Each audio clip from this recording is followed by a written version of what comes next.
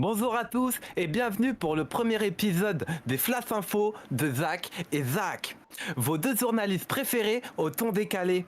Entre prise d'otage, règlement de compte et pauvreté, pouf, voilà les actus.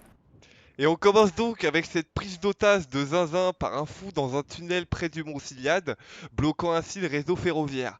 Notre reporter sur place va nous en dire plus. Zach, vous êtes sur place, que s'est-il passé exactement?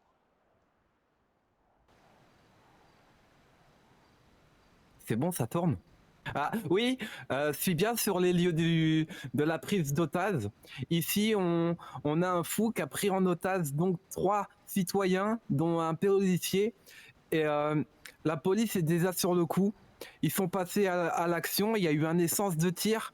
Et parmi les otages, les membres de la police et le fou, il y a eu des blessés graves. J'ai récupéré l'interview du sergent de la PIO, Monsieur Tyler Peterson. Voici ce qu'il nous a dit. Donc, il y a eu une prise d'otage effectuée par une personne. 3 personnes ont été prises en otage, dont un force de l'ordre, un député du shérif. Voilà.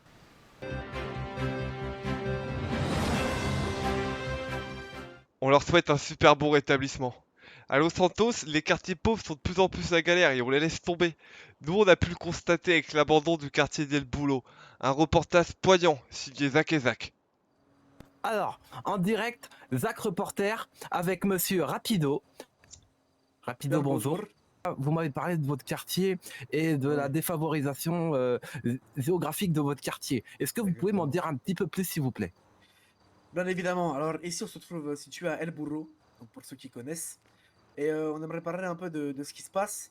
Hein. La ville qui ne nous soutient pas, on peut voir un peu, si vous pouvez tourner la caméra un peu vers là-bas, on peut voir que bah, rien ne va, les routes sont délabrées, les maisons ne sont pas reconstruites, les civils sont en manque de soins. On ne vient pas nous aider, on nous laisse dans la merde, voilà, tout simplement.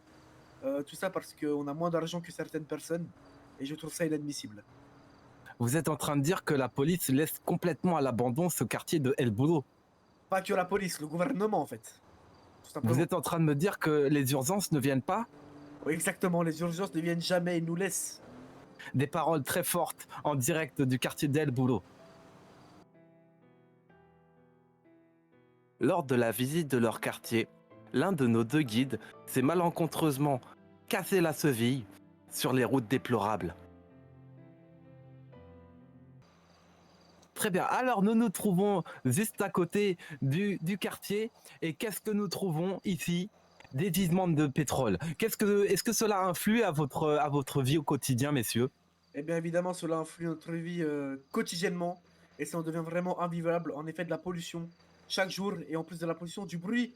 On ne peut pas vivre. Regardez la taille de cette machine, s'il vous plaît. Installée par le gouvernement, bien évidemment, hein, qui nous Regardez, promettent la belle vie, la hein. verdure, un air propre, un nouveau, en fait, un renouveau. La ville nous promet une nouvelle ère. Bah, regardez, c'est quoi votre nouvelle ère? Ça fait 4 ans que la machine, elle est là. Il n'y a rien qui avance. On voit les ouvriers, ils viennent tous les jours, ils dégustent leur sandwich à côté de la machine, et évidemment, il faut rien. César, le pauvre, il peut même plus aller jouer, parce qu'en fait, ici, avant, Si, c'était un il terrain peut plus les ouvert. jouer. Parce Il peut plus qu'ils rien prennent les faire. balles et ils les jettent dans la montagne. Voilà. De plus, les odeurs néfastes, on en a marre, marre, marre. Des paroles dures de la part de ses habitants, exaspérés par le bruit incessant et la pollution de toutes ces machines. En passant devant le mémorial du résultat de la guerre des gangs, le plus jeune des deux habitants ne peut retenir ses larmes et craque devant nous. Je t'en suis Patrick. Alors que Patrick, il avait rien. Voilà, c'est encore une paix très ouverte et très compliquée à assumer tous les jours. Hein.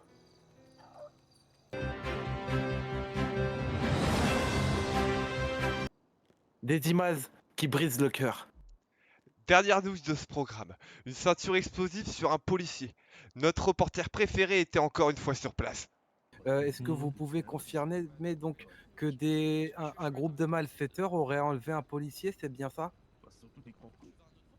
Tout à fait, c'est un groupe qu'on suppose paramilitaire qui ont kidnappé l'agent Sterling au niveau de Mirror Park. Donc ils l'ont emmené ensuite de ça au niveau du barrage de Los Santos. Ils lui ont installé un gilet explosif à toutes ces quatre. Et ils ont donné pour instruction à l'agent Sterling de se rendre au poste de Vespucci au niveau du parking afin de tester le LSPD pour savoir si on arrivait à déjouer l'une de leurs bombes. D'accord. Voilà. Est-ce Donc, qu'on peut dire que le policier est sain et sauf? alors l'agent est sain et sauf et la bombe a été désamorcée. Très bien. On vous remercie beaucoup pour ces précieuses informations. En exclusivité pour Weasel News, nous avons réussi à récolter quelques paroles de la victime. Mais au moins Comment ça? déjà, on sait que vous êtes sain et sauf et c'est le principal, monsieur. Et effectivement. Et nous sommes ravis de le savoir. Et bah, je suis ravi aussi.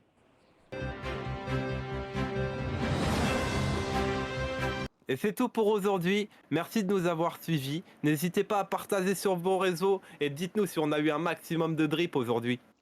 Allez, à bientôt, c'était Zach et Zach dans le Flash Info de Zach et Zach pour Weasel News.